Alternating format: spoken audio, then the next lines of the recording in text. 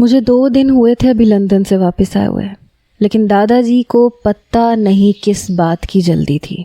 وہ چاہتے تھے کہ جلد از جلد میری شادی ہو جائے، لیکن میں ایسا ابھی نہیں چاہتی تھی۔ دادا جی کی خواہش پہ لندن کی یونیورسٹی سے میں پڑھ کے آئی تھی۔ میں چاہتی تھی کہ کچھ مہینے ہر جھنجھٹ سے دور رہ کے صرف لائف کو انجوائے کروں۔ میرا ارادہ تھا کہ اپنی کزنز کے ساتھ مل کے میں سیف الملوک دیکھوں، کشمیر کی وادیاں دیکھوں، لیکن دادا جان تو مجھے گھر سے باہر ہی نہیں جانے دیتے تھے۔ میری والدہ حیات نہیں تھیں، والد نے دوسری شادی کر لی تھی، اور میری دوسری ماں کا رویہ میرے ساتھ اچھا نہیں تھا، اس لیے میرا زیادہ تر وقت اپنے دادا جان کے ساتھ ہی گزرا تھا۔ پتہ نہیں کیوں میرے باپ کو بھی میری پرواہ نہیں تھی۔ جیسے ہی میں نے میٹرک پاس کیا تو کالج میں داخلہ بھی میرے دادا نے ہی کروایا تھا، ساتھ ہی مجھے ہاسٹل میں بھی داخل کروا دیا گیا۔ وہ واپس پاکستان جانے لگے تو میں رو رہی تھی کہ دادا جان مجھے آپ کے بغیر نہیں رہنا۔ دادا کہنے لگے کہ پاکستان میں تمہارے لیے خطرہ ہے، تم یہیں رہو گی۔ پتہ نہیں کون سا خطرہ تھا، شاید انہیں یہ تھا کہ میری سوتیلی ماں مجھ پہ ظلم و ستم نہ کرے، کیونکہ ان کا رویہ میرے ساتھ بہت برا تھا، اور جب سے شادی ہوئی تھی میرے باپ کا رویہ بھی مجھ سے بدل گیا تھا، اور جب وہ اپنی بیوی کے ساتھ مل کے مجھے ڈانٹتے تھے تو دادا جان کی میرے بابا سے لڑائی ہو جاتی تھی۔ وہ کہتے تھے خبردار جو تم نے میری پوتی کو کچھ کہا تو میں نے تمہاری شادی اس لیے نہیں کروائی کہ تم اپنی سگی بیٹی سے ہی منہ موڑ لو۔ سچ تو میں نہیں جانتی تھی، لیکن مجھے لگتا تھا جیسے میرے باپ کو میری دوسری ماں سے بے تحاشا محبت ہے، ان کی لو میرج ہے۔ میری ماں کیوں اس دنیا سے چلی گئی میں نہیں جانتی تھی، وہ اپنی موت آپ مری تھی یا پھر مجھے کچھ نہیں پتا تھا۔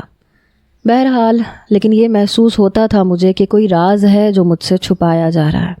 بہرحال میں لندن میں رہنے لگی، وقت یوں ہی گزرنے لگا۔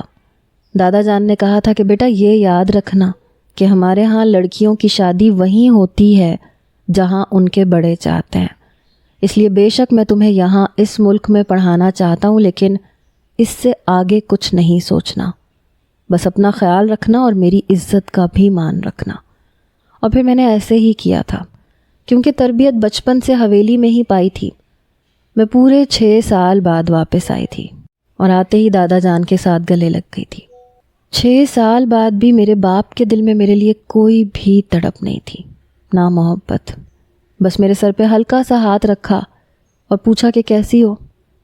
میرا دل چاہا تھا کہ میرا باپ مجھے گلے لگائے، اپنی شفقت مجھ پہ نچھاور کرے۔ ایک محرومی تھی میرے اندر جسے میرے باپ نے نہ جاننے کی کوشش کی، نہ ختم کرنے کی۔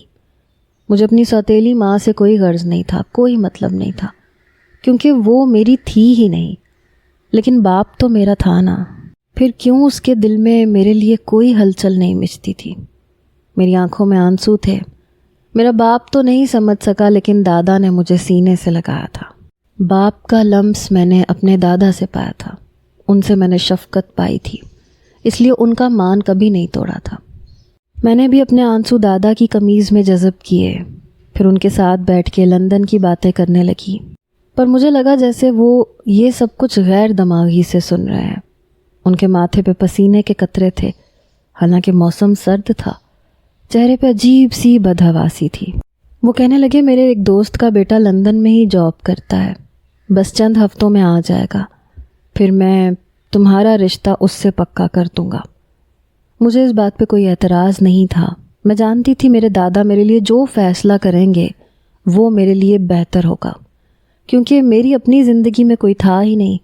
دادا جس سے کہتے میں شادی کر لیتی، لیکن میں اپنی زندگی کے کچھ لمحات یادگار بنانا چاہتی تھی، اپنے دوستوں کے ساتھ، اپنی کزنز کے ساتھ۔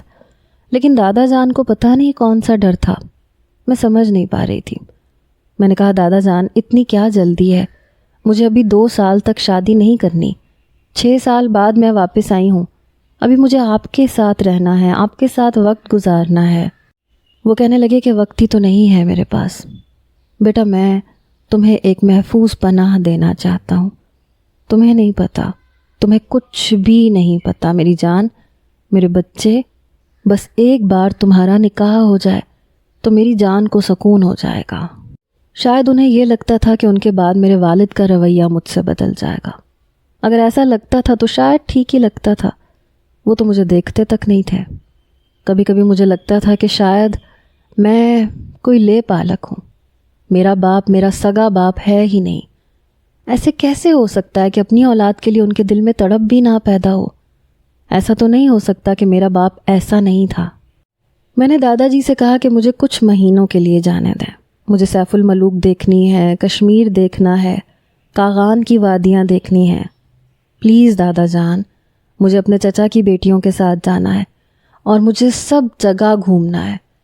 جب میں نے یہ کہا تو وہ کہنے لگے، نہیں، تم نہیں جاؤ گی، جب تک تمہارا نکاح نہیں ہو جاتا، تمہاری رخصتی نہیں ہو جاتی، تم کہیں نہیں جا سکتی، اس حویلی سے ایک قدم بھی باہر نہیں نکال سکتی۔ پتہ نہیں مجھ پہ اتنی پابندیاں کیوں لگائی جا رہی تھیں، حالانکہ میرے چچا کی بیٹیاں بھی تھیں، وہ اپنی مرضی سے گھومتی تھیں، پھرتی تھیں، آتی جاتی تھیں، لیکن ان پہ کوئی پابندی نہیں تھی۔ اور دادا جان مجھے حویلی سے باہر تک نہیں نکلنے دیتے تھے۔ مجھے ان کا ڈر اور خوف کبھی بھی سمجھ میں نہیں آیا۔ رانیہ مجھ سے کہنے لگی کہ مل گئی اجازت تمہیں؟ میں نے کہا نہیں یار، دادا جان کو پتہ نہیں کیا ڈر ہے، کہتے ہیں کہ اپنے شوہر کے ساتھ جانا جہاں بھی جانا ہے، پتہ نہیں شوہر کیسا ہوگا، لے کے جائے گا بھی یا نہیں۔ وہ ہنسنے لگی، کہنے لگی دادا جان کو تم سے بہت زیادہ محبت ہے۔ میں نے کہا ایسی بھی کیا محبت کہ قیدی بنا کے رکھ دیں، پلیز تم کہو نا، وہ تمہاری بات مان لیں گے۔ ہماری حویلی چکوال میں تھی، وہاں سے مری، اسلام آباد، ساری جگہیں قریب قریب ہی تو تھیں، لیکن دادا جان کو کون سمجھاتا۔ رانیہ نے دادا جان سے بات کی، میں بھی ساتھ ہی تھی۔ وہ کہنے لگی صرف 10 دن کی تو بات ہے، بیچاری کو 10 دن تو اپنی زندگی چین سے جینے دیں، وہ کون سا شادی سے انکار کر رہی ہے۔ دادا جان کہنے لگے تم لوگوں کو پتہ نہیں ہے بچوں۔ میں نے کہا ایسا بھی کیا راز ہے، مجھے بتا دیں تاکہ مجھے کچھ تو تسلی ہو کہ میں کیوں نہیں جا سکتی۔ رانیہ کہنے لگی دادا جان میں اس کے ساتھ سائے کی طرح پیچھے رہوں گی، 1 منٹ بھی اسے اکیلا نہیں چھوڑوں گی، پلیز 10 دن کی تو بات ہے، جانے دینا۔ میرے دادا جان بڑی مشکل سے مانے تھے اور میری خوشی کی کوئی انتہا نہیں تھی۔ رانیہ بھی بہت خوش تھی، وہ اپنی دوستوں کے ساتھ سیف الملوک اور کشمیر جا رہی تھی۔ حالانکہ 1 مہینے کا ٹور تھا، لیکن میری خاطر اس نے شارٹ کر کے 10 دن کا کر دیا تھا، کیونکہ دادا جان کو اعتراض تھا۔ بڑی خوشی سے میں نے ساری تیاری کی، پیکنگ کی، اور پھر رانیہ کے ساتھ اس کے گروپ میں شامل ہو گئی۔ اس کی دوستیں بہت اچھی تھیں، ملنسار، خوش اخلاق، گھل مل جانے والی۔ ہم لوگ مل کے پہلے اسلام آباد کے ہوٹل میں رکے، وہاں گھومے پھرے، پھر ہم مری چلے گئے۔ ہمارا 2 دن کا اسٹے مری میں تھا۔ وہاں ایک ہوٹل میں ہم نے 2-3 کمرے بک کروائے تھے، سب لڑکیاں انہی کمروں میں شفٹ ہو چکی تھیں۔ جس کمرے میں میں رانیہ کے ساتھ تھی، اس کی بالکنی سے باہر کا منظر بڑا حسین تھا۔ مجھے لگ رہا تھا جیسے میں پرسکون ہو چکی ہوں۔ ایک دن میں صبح جلدی اٹھ گئی، میں ہوٹل کے کمرے کی بالکنی میں آ کے کھڑی ہو گئی۔ وہاں کی صبح بہت خوبصورت حسین لگ رہی تھی۔ میں خوبصورت نظاروں کو دیکھنے لگی، مجھے قدرتی مناظر بہت اچھے لگتے تھے۔ پھر میں کمرے میں آ گئی، سوچا کہ رانیہ کو اٹھاتی ہوں، کچھ دیر واک کرتے ہیں، حسین نظارے دیکھتے ہیں۔ اس کے پاس تو زندگی پڑی تھی، لیکن میرے پاس تو صرف یہ 10 دن تھے، اور مجھے ان 10 دنوں میں سب کچھ سمیٹنا تھا۔ بہرحال میں نے رانیہ کو جگایا، لیکن کمبخت نیند کی بہت پکی تھی۔ کہنے لگی کیا تکلیف ہے، سونے دو نا مجھے ابھی نہیں اٹھنا، ابھی صرف 7 بجے ہیں، 10 بجے سے پہلے میں نہیں اٹھنے والی۔ وہ دوبارہ سے کمبل منہ پہ لے کے سو گئی۔ میں نے کہا دفع ہو جاؤ، مر جاؤ، یہاں سونے کے لیے آئی ہو کیا؟ کہنے لگی ہاں سونے کے لیے آئی ہوں، اور پھر وہ دوبارہ سے کمبل منہ تان کے سو چکی تھی۔ میں نے اپنے جاگرز پہنے، سویٹر پہنا اور باہر نکل گئی۔ ارادہ تو یہی تھا کہ قریب قریب ہی واک کروں گی اور واپس آ جاؤں گی۔ میں ہوٹل سے باہر نکل چکی تھی۔ اس وقت کافی سردی تھی، سویٹر میں بھی مجھے ٹھنڈ لگ رہی تھی، لیکن مزہ بھی آ رہا تھا۔ واک کرتے کرتے میں کچھ آگے نکل گئی۔ وہاں چھوٹے چھوٹے کاٹیجز بنے ہوئے تھے۔ پتہ نہیں کہاں سے وہاں ایک کتا مجھے نظر آیا جو میرے ہی پیچھے چل رہا تھا۔ میں نے اپنے قدم تیز تیز بڑھانے شروع کر دیے تو وہ بھی میرے پیچھے تیزی سے چلنے لگا۔ میں بہت زیادہ خوفزدہ ہو گئی، اس لیے میں بھاگنے لگی۔ میری جان اس وقت نکلی جب وہ کتا بھی میرے پیچھے ہی بھاگنے لگا۔ بھاگتے بھاگتے میں ہیلپ ہیلپ کہہ رہی تھی۔ اچانک سے مجھے ایک دروازہ کھلا نظر آیا، شاید کوئی اپنی گاڑی باہر نکال رہا تھا۔ میں فٹافٹ اسی کے اندر چلی گئی، لیکن مجھے نہیں پتا تھا کہ سامنے کوئی کھڑا ہے۔ میں بری طرح کسی چٹانی وجود کے ساتھ ٹکرائی تھی، کیونکہ میرا منہ پیچھے کی جانب تھا۔ میں پیچھے دیکھ رہی تھی کہ کہیں کتا میرے پیچھے تو نہیں آ رہا۔ بھاگ بھاگ کے میں بری طرح ہانپ چکی تھی۔ ایک دم سے میں پیچھے ہٹی تو دیکھا وہ کوئی 35 یا 36 سالہ شخص تھا۔ وہ اپنی گاڑی کا دروازہ کھول رہا تھا۔ مجھے دیکھ کے اس سے پہلے کہ وہ مجھ سے کچھ پوچھتا، میں نے کہا وہ کتا میرے پیچھے لگ گیا ہے۔ اس سے پہلے کہ وہ کچھ کہتا، کتا اس کے اپنے گھر کے اندر گھس آیا۔ میں فوراً سے اس کے پیچھے چھپ گئی۔ اس کی پچھلی جانب سے شرٹ میں نے اپنے ہاتھ میں پکڑ لی۔ میں نے کہا پلیز اسے بھگا دیں۔ اس نے ملازم کو آواز دی۔ کچھ ہی دیر میں ایک بوڑھا ملازم باہر آ گیا۔ اس نے کہا رحیم خان اسے بھگاؤ۔ کچھ ہی دیر میں اس ملازم نے اس کتے کو وہاں سے بھگا دیا۔ میں نے اس شخص کی شرٹ چھوڑ دی۔ میرا اپنا حال بہت خراب تھا۔ میں نے کہا بہت بہت شکریہ۔ وہ بوڑھا شخص جب پلٹ کے آیا تو مجھے دیکھنے لگا۔ وہ شخص بھی مجھے ہی دیکھ رہا تھا۔ میں نے کہا میں کبھی بھی آپ کے گھر یوں نہیں آتی، بس وہ کتا میرے پیچھے پڑ گیا تھا۔ میں حیران تھی کہ دونوں نے کوئی جواب نہیں دیا۔ انسان یہ کہہ سکتا ہے کہ کوئی بات نہیں، لیکن وہ دونوں چپ تھے۔ بہرحال مجھے کچھ عجیب سا لگا۔ میں نے کہا اچھا میں چلتی ہوں۔ یہ کہہ کے میں باہر نکل گئی۔ تیز تیز قدم اٹھاتی ہوئی میں واپس اپنے ہوٹل کے کمرے میں آئی۔ آ کے دیکھا تو رانیہ ابھی بھی سو رہی تھی۔ مجھے اس پہ بڑا غصہ آیا۔ میں نے اسے جا کے اٹھا دیا۔ میں نے کہا تم سو رہی ہو؟ تم یہاں سونے کے لیے آئی ہو؟ وہ کہنے لگی اٹھ جاتی ہوں میری ماں، مجھے بخش دو۔ اس نے دونوں ہاتھ جوڑ کے مجھ سے کہا تھا۔ اب تو مجھے بھوک بھی بہت لگ رہی تھی۔ میں نے رانیہ کو جگا کے ہی دم لیا تھا۔ پھر تب تک اس کی دوستیں بھی اٹھ چکی تھیں۔ ہم نے ناشتہ کیا اور مری کی مختلف جگہیں گھومنے نکل گئے، لیکن پتہ نہیں کیوں مجھے کچھ عجیب سا لگ رہا تھا۔ ایسے لگ رہا تھا کہ میں آزاد نہیں ہوں، کسی کی نظروں میں قید ہوں۔ ہم لوگ سیف الملوک بھی گئے، بہت مزہ آیا۔ سب لڑکیاں انجوائے کر رہی تھیں، لیکن میں اس طریقے سے انجوائے ہی نہیں کر پائی۔ ایسے لگ رہا تھا کہ کچھ بے چینی سی ہے۔ حالانکہ رانیہ مجھ سے کئی بار پوچھ چکی تھی کہ پاکیزہ تمہیں کیا ہوا ہے؟ میں نے کہا کچھ نہیں، شاید دادا جی یاد آ رہے ہیں۔ وہ کہنے لگی لو، یہاں آ کے انسان کو پچھلا سب کچھ بھول جاتا ہے۔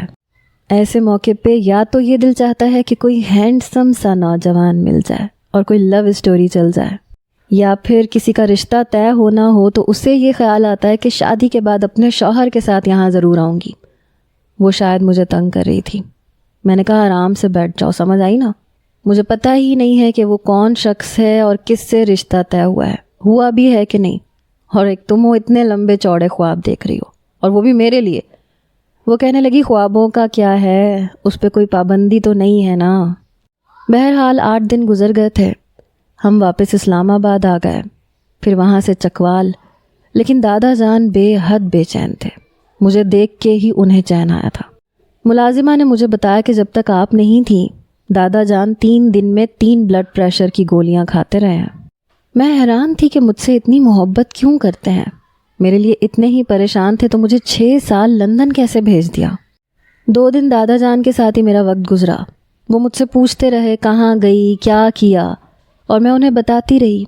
وہ کہنے لگے اچھا کل تیار رہنا، میرا دوست اپنی بیوی اور بیٹے کے ساتھ آئے گا۔ بیٹا کیوں؟ کیا وہ بھی مجھے دیکھنے آئے گا؟ میری بات پہ وہ کہنے لگے ہاں، کیوں تمہیں اعتراض ہے؟ میں نے کہا دادا جی بے شک میں نے لندن میں تعلیم حاصل کی ہے، لیکن آپ کے بتائے ہوئے سبھی طریقوں پہ عمل کیا ہے، اور ہمارے خاندان میں کبھی لڑکے تو دیکھنے نہیں آتے۔ وہ کہنے لگے میں کل ہی رشتہ طے کرنا چاہتا ہوں، پہلے وہ تمہیں دیکھنے آئیں، پھر ہم لڑکے کو دیکھنے جائیں۔ پھر وہ لوگ یہاں رہتے ہیں بھی نہیں، وہ بس 1 مہینے کے لیے آئے ہیں، وہ بھی میرے کہنے پہ۔ پھر واپس ان لوگوں نے امریکہ بھی جانا ہے، اور 1 مہینے میں ہی مجھے تمہاری شادی کر دینی ہے۔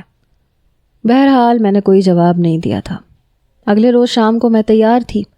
رانیہ مجھے بہت تنگ کر رہی تھی، کہنے لگی میں نے سنا ہے موصوف خود ساتھ آ رہے ہیں اپنی دلہن کو دیکھنے۔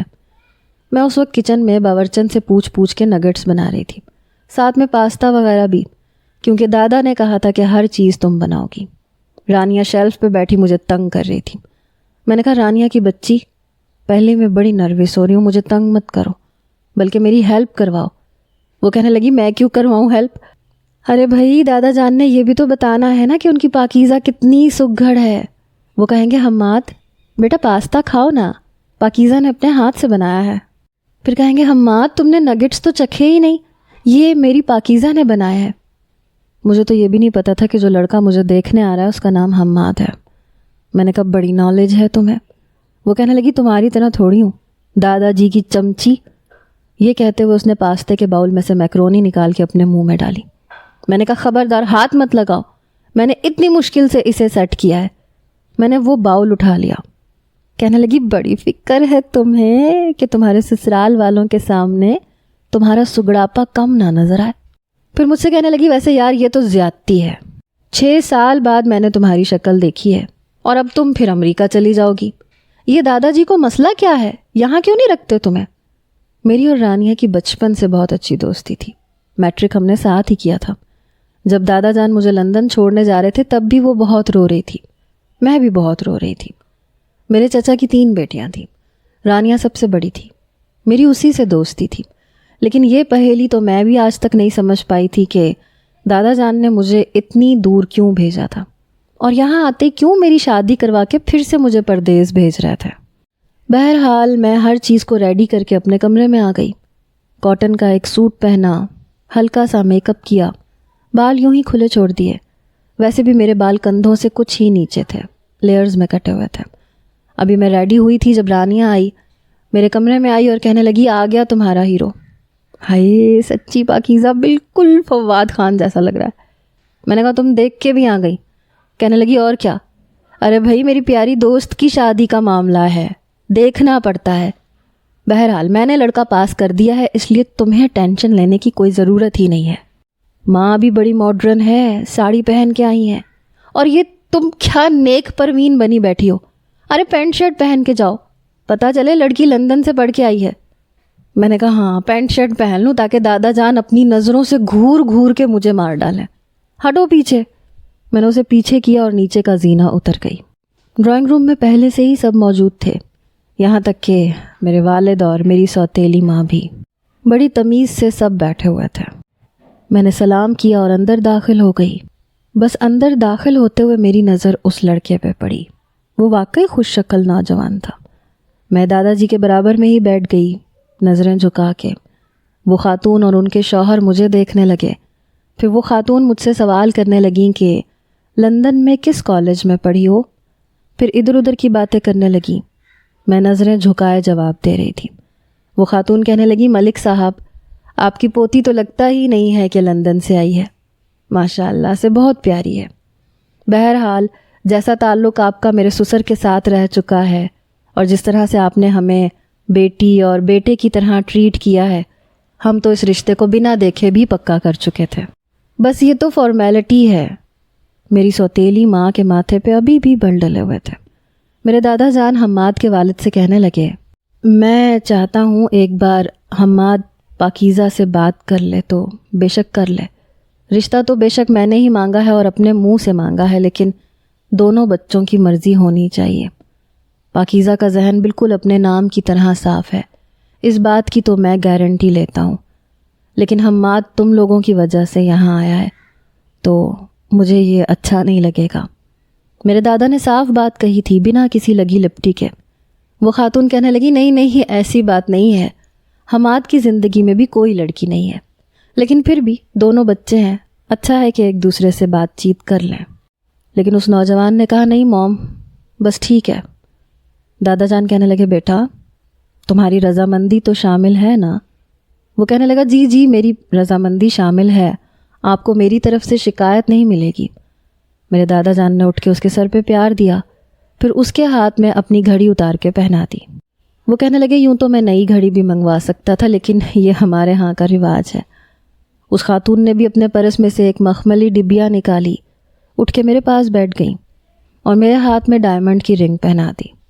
کہنے لگی اب آپ کی پوتی میرے حماد کی امانت ہے۔ پھر کچھ ہی دیر میں ملازمہ ٹیبل سجا چکی تھی، لیکن میں اٹھ کے وہاں سے چلی گئی۔ میں باہر گئی تو رانیہ ڈرائنگ روم کے دروازے کے پاس کان لگائے کھڑی تھی۔ مجھے باہر آتا دیکھ کے ہنسنے لگی. میں نے کہا تمہیں شرم نہیں آتی چھپ چھپ کے دیکھ رہی ہو؟ اندر آ جاتی، چچا بھی تو اندر ہی بیٹھے ہیں نا. کہنے لگی اور اگر وہ لڑکا مجھے دیکھ لیتا تو بیٹا تمہارا پتا کٹ جاتا. وہ شاید مجھے تنگ کرنے کے موڈ میں تھی. میں نے کہا ایک تھپڑ لگاؤں گی تمہیں، اگر تمہیں پسند کر بھی لیتا تو بھی کوئی بات نہیں تھی، مجھے کوئی فرق نہیں پڑتا، تم مجھے اتنی عزیز ہو. کہنے لگی ٹھیک ہے، محبت اپنی جگہ، لیکن دیکھو یہاں اپنی اپنی جگہ ہے، میں دوسروں کے حق پہ ڈاکہ نہیں ڈالتی. ویسے بھی میرا کوئی ہے. اس نے اپنی آنکھیں سکیڑتے ہوئے کہا. میں نے حیرت سے اسے دیکھا. میں نے کہا رانیہ کی بچی اتنی فضول لڑکی ہو تم، مجھے بتایا تک نہیں. بہرحال میں رانیہ کے ساتھ ہی اس کے کمرے میں آئی. میں نے کہا چلو شرافت سے بتاؤ کیا سین ہے. وہ اپنے کسی خالہ زاد کزن کو پسند کرتی تھی اور وہ بھی اسے پسند کرتا تھا. بس دونوں میں محبت پروان چڑھ گئی. بس سمپل سی سٹوری تھی. میں نے کہا یعنی کہ یہ بھی کوئی لو اسٹوری ہوئی؟ وہ کہنے لگی ہاں پوری لو اسٹوری ہے. میں نے کہا ایسے نہیں ہوتا، لو اسٹوری وہ ہوتی ہے جس میں کوئی ٹویسٹ ہو، کوئی ہنگامہ ہو رہا ہو، کوئی کلائمیکس ہو. یہ تو بس سیدھا سیدھا پسندیدگی کا معاملہ ہے. تمہیں تمہارا کزن پسند ہے، اسے تم پسند ہو، وہ لوگ رشتہ مانگیں گے، چچا چچی ہاں کر دیں گے، اللہ اللہ خیر صلاح. رانیہ نے ماتھے پہ بل ڈالے اور مجھے غصے سے دیکھنے لگی. کہنے لگی پاکیزہ کی بچی تم چاہتی ہو کہ ہم دونوں کی لو اسٹوری میں کوئی گڑبڑ ہو جائے، تب تم اسے لو اسٹوری مانو گی. میں نے کہا ظاہر سی بات ہے یہ بھی کوئی لو اسٹوری ہوئی، کوئی لڑائی جھگڑا، کوئی فساد. ہیرو کی کچھ تو ایفیشینسی نظر آنی چاہیے نا. نہ تم روگی، نہ فراق کی راتیں کاٹو گی. بھائی مجھے تو تمہاری لو اسٹوری بڑی بورنگ لگ رہی ہے. وہ کہنے لگی اچھا کوئی بات نہیں، میرے پاس کچھ تو سنانے کے لیے ہے، لیکن تمہارے پاس کیا ہے؟ حماد صاحب آئے، ایک نظر دیکھا اور بس. دادا جی مجھے کوئی اعتراض نہیں، جیسا آپ کہیں گے ویسا ٹھیک ہے. اور ادھر سے تم دادا جان کی چمچی ٹھہری. تم لوگوں کی لو اسٹوری کیا کوئی اسٹوری ہی نہیں ہے. میں ہنسنے لگی. میں نے کہا ہاں مجھے لو اسٹوری بنانی ہی نہیں تھی. بہرحال رات کو جب میں سونے کے لیے لیٹ گئی تو میرے نمبر پہ ایک ان نون نمبر سے کال آئی. میں نے فون اٹھایا. میں نے کہا جی کون؟ وہ کہنے لگا میں حماد بات کر رہا ہوں. میرا دل بڑی زور زور سے دھڑکا تھا. مجھے سمجھ نہیں آ رہا تھا کہ اگلا جملہ کیا بولوں. بے شک لندن کے کالج میں، یونیورسٹی میں لڑکوں کے ہمراہ ہی پڑھی تھی، لیکن میں نے کبھی اپنے سر سے اسکارف نہیں اتارا تھا، کبھی غیر ضروری لڑکوں سے بات بھی نہیں کی تھی. وہ کہنے لگا ہیلو. میں نے کہا جی. وہ کہنے لگا میں سمجھا شاید آپ نے فون بند کر دیا. میں نے کہا نہیں، وہ مجھے ایسی توقع نہیں تھی کہ آپ کال کریں گے. وہ کہنے لگا واقعی لندن سے پڑھ کے آئی ہیں آپ؟ میں نے کہا یہ سوال کیوں کر رہے ہیں آپ؟ وہ کہنے لگا بس آپ کو دیکھ کے لگا نہیں تھا، پھر آپ نے میری طرف ایک نظر بھی نہیں ڈالی، تو پھر ملاقات کا تو میں سوچ بھی نہیں سکتا تھا، اسی لیے میں نے منع کر دیا تھا. البتہ اپنی والدہ کو اشارہ کر دیا تھا کہ فون نمبر چاہیے، بات تو کرنی چاہیے نا. میں نہیں جانتی تھی کہ وہ ملاقات کا بھی کوئی شوق رکھتا ہے. میں نے کوئی جواب نہیں دیا، سمجھ ہی نہیں آ رہا تھا کہ کیا جواب دوں. وہ کہنے لگا آپ کو برا تو نہیں لگ رہا؟ میں نے کہا نہیں ایسی کوئی بات نہیں ہے، آپ کو جو پوچھنا ہے آپ پوچھ سکتے ہیں. وہ کہنے لگا اگر ہم فارمل ہو کے بات نہ کریں تو زیادہ بہتر رہے گا، اس طرح سے تو بات بنے گی نہیں نا. آپ نپے تلے جملے بولیں گی تو بات کیسے ہوگی؟ میں سمجھ نہیں پا رہی تھی کہ میں اس لڑکے سے کیا بات کروں جسے پہلی بار میں نے آج شام کو دیکھا تھا. میں نے کہا میں نے آج تک کبھی غیر ضروری بات کسی شخص سے نہیں کی، کالج میں بھی یونیورسٹی میں بس لڑکوں سے نوٹس کے متعلق ہی بات کی تھی یا پھر کسی اسائنمنٹ کے متعلق. مجھے نہیں پتہ لڑکوں سے کیسے بات کرتے ہیں یا کیا بات کرتے ہیں. میں بے تحاشا نروس ہو رہی تھی. وہ ہنسنے لگا، کہنے لگا اچھا چلیں کوئی بات نہیں، میں بات شروع کر لیتا ہوں. پھر مجھ سے میری پسند پوچھنے لگا، مجھے کیا کلر پسند ہے، مجھے کھانے میں کیا پسند ہے، مجھے دوست کیسے اچھے لگتے ہیں. کافی باتوں کے بارے میں وہ شخص مجھ سے پوچھ چکا تھا. وہ مجھ سے 2 گھنٹے بات کرتا رہا، خود ہی سے سوال کرتا رہا، بات کو آگے بڑھاتا رہا. پھر مجھ سے کہنے لگا کہ اب آپ مجھ سے پوچھیں. میں نے کہا میں کیا پوچھوں؟ کہنے لگا وہی سب کچھ جو میں نے آپ سے پوچھا ہے. پھر کہنے لگا چلیں میں خود بتا دیتا ہوں، مجھے ریڈ کلر بہت پسند ہے. مجھے مشرقی لڑکیاں بھی اچھی لگتی ہیں لیکن تھوڑا سا ماڈرن لک بھی اچھا لگتا ہے. کھانے میں مجھے چائنیز اور اٹالین زیادہ پسند ہے. کوکنگ آتی ہے نا آپ کو؟ میں نے کہا نہیں مجھے کوکنگ نہیں آتی لیکن میں سیکھ لوں گی. کہنے لگا 1 مہینے میں کیا کیا سیکھیں گی؟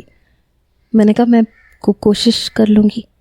کہنے لگا نہیں اتنی زحمت کرنے کی ضرورت نہیں ہے, مجھے خود بھی بہت کچھ بنانا آتا ہے, دونوں مل کے پکا کر کھا لیا کریں گے. مجھے یہ چیز اچھی نہیں لگتی کہ صرف بیوی کام کرے, میں اپنے سارے کام خود کرتا ہوں. میں ابھی اس سے بات کر ہی رہی تھی جب میرے کمرے کا دروازہ کھلا اور سامنے رانیہ کھڑی تھی. شاید اسے نیند نہیں آ رہی تھی اس لیے وہ میرے پاس آ گئی تاکہ باتیں کر سکے. مجھے فون پہ مصروف دیکھ کے اشارے میں پوچھنے لگی کہ کون ہے. میں نے اسے گھور کے دیکھا لیکن وہ رانیہ ہی کیا جو بال کی کھال جب تک نہ نکال لے تو باز آ جائے. فٹافٹ سے اندر آ گئی. موبائل میرے کان پہ لگا ہوا تھا. اس نے اپنا کان بھی میرے کان اور موبائل کے ساتھ جوڑ لیا. میں اسے پیچھے ہٹانے کی کوشش کرنے لگی لیکن وہ نہیں ہٹی. میں نے کہا میں آپ سے کل بات کر لوں؟ حماد کہنے لگا آج کیا مسئلہ ہے؟ رانیہ نے مجھ سے فون پکڑ لیا. میں نے کہا رانیہ کی بچی دو ادھر میرا فون. وہ کہنے لگی جیجا جی ہیں, میں تو ضرور بات کروں گی. پھر اس نے فون اپنے کان سے لگا لیا. 10 منٹ وہ حماد کا انٹرویو لیتی رہی, اس کے بعد فون بند کر دیا. کہنے لگی بڑی چالاک ہو تم, چپ چاپ اپنی لو اسٹوری بھی سٹارٹ کر لی.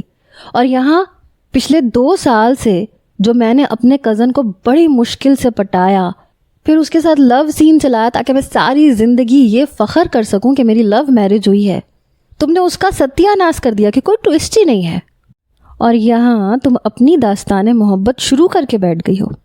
بچو میں بھی تمہیں بات نہیں کرنے دوں گی, میں روز تمہارے ساتھ آ کے سویا کروں گی. میں نے کہا وہ اس کا فون آ گیا تھا تو میں نے بات کر لی. وہ کہنے لگی جھوٹ مت بولو, مجھے پتہ ہے تمہارے دل میں کچھ ہو رہا ہے, بلکہ بڑا کچھ ہو رہا ہوگا. یہ جو منگیتر ہوتے ہیں نا, یہ رات کو کیسی باتیں کرتے ہیں مجھے سب پتہ ہے. میں نے کہا ایسی کوئی بات نہیں ہے ہمارے درمیان. وہ کہنے لگی ہاں آج نہیں ہوئی ہوگی نا, تھوڑی شرافت دکھا دی ہوگی, لیکن لندن کا لڑکا ہے, کب تک شرافت دکھائے گا, تیسری کال پہ شروع ہو جائے گا. میں نے کہا ایسی کوئی بات نہیں ہے, اچھا انسان ہے وہ, ہر کوئی لوفر نہیں ہوتا.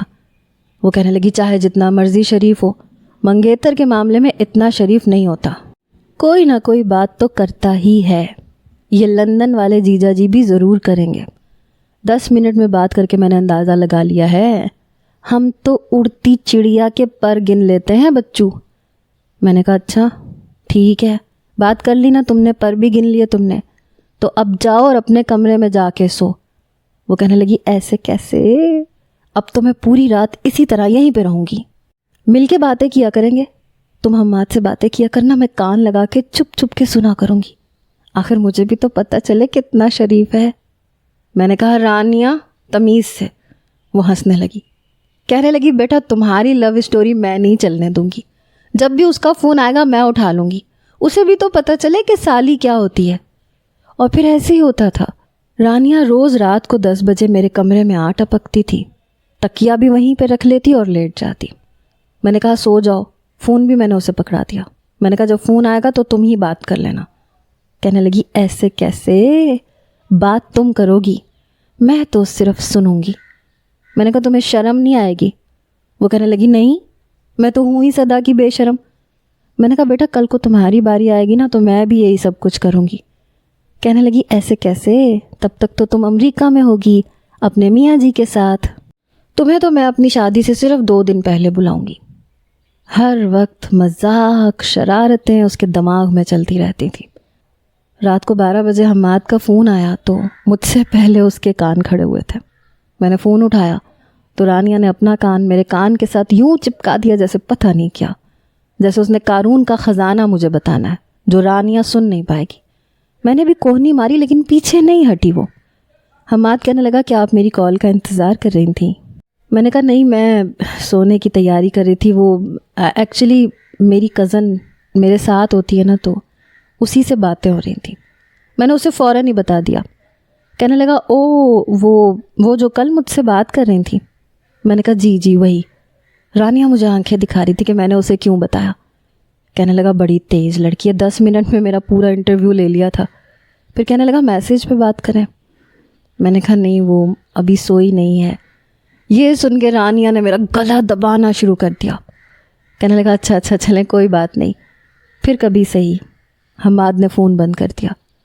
رانیہ کہنے لگی تم جیسی بے وفا لڑکی میں نے آج تک نہیں دیکھی، مجھے سننے تو دیتی کہ موصوف کیا کہتے ہیں۔ بہرحال ایسے ہی ہنستے کھیلتے دن گزرنے لگے۔ مجھے بھی حماد اچھا لگنے لگا تھا، لیکن میں نہیں جانتی تھی کہ میری قسمت یوں بھی پلٹا کھا سکتی ہے۔